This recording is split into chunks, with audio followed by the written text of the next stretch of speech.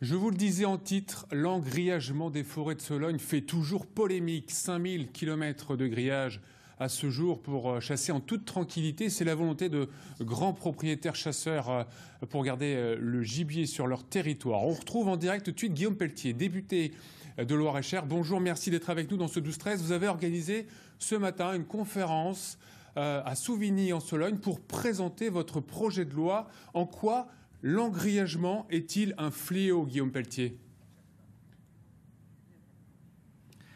Écoutez, moi j'ai 40 ans environ. Il y a 40 ans, l'année de ma naissance, il y avait quelques centaines de kilomètres de grillage. Aujourd'hui, vous l'avez souligné en introduction, c'est 4 à 5 000 kilomètres de grillage qui abîment notre Sologne à laquelle nous sommes tous attachés.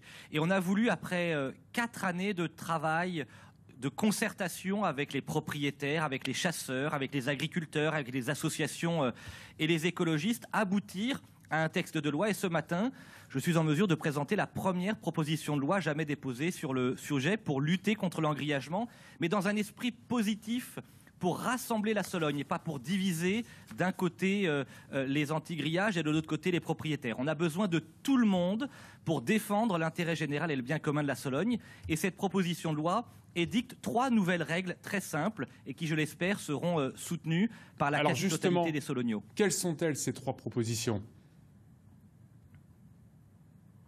La première vise tout simplement à interdire toute nouvelle clôture qui ne laisserait pas passer librement le gibier. C'est un principe très simple qui permettrait de stopper ce phénomène d'engrillagement, à l'exception, vous le verrez, des questions liées à la sécurité routière, par exemple. La deuxième idée toute simple, c'est de renforcer le droit de propriété pour lutter contre les intrusions illégales.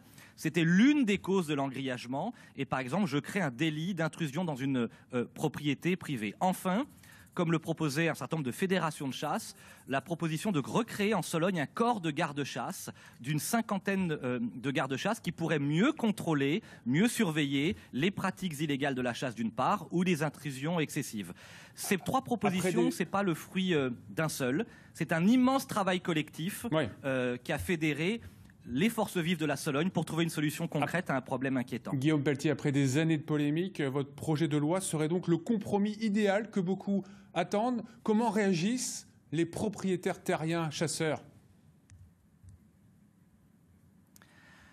Alors oui, j'espère que ce sera ce compromis. En tout cas, c'est vraiment le fruit de 4 années de travail intense. Et à l'heure où nous parlons, c'est ça aussi ma fierté, c'est que la quasi-totalité des propriétaires, le CCAS, Comité Central Agricole de Sologne, qui représente 560 propriétaires, m'accompagnent dans ce travail, les associations de promeneurs que vous recevez souvent, les élus locaux, les fédérations de chasse. Willy Schren, le président national des chasseurs, soutient cette proposition de loi. Je ne dis pas qu'elle fera l'unanimité, bien sûr. Certains trouveront qu'elle ne va pas assez loin, d'autres trouveront qu'elle est trop dure. Mais je crois que ce compromis est un compromis intelligent, utile, porteur pour défendre la Sologne de demain, c'est-à-dire une Sologne dans laquelle on peut chasser, parce que nous sommes attachés au droit de chasse, dans laquelle on est fiers de nos traditions rurales, mais aussi une Sologne dans laquelle la biodiversité et la beauté de nos paysages constituent des valeurs fondamentales. Voilà, c'est une loi d'équilibre et j'espère qu'elle sera votée à l'Assemblée nationale prochainement. Et ce serait une deuxième étape, un prolongement de l'amendement régional présenté par le groupe d'élus de la droite et du centre que vous avez porté et voté par la majorité régionale en décembre 2018. Merci beaucoup Guillaume Pelletier, député de Loir-et-Cher, d'avoir été en direct avec nous dans ce 12-13. C'est un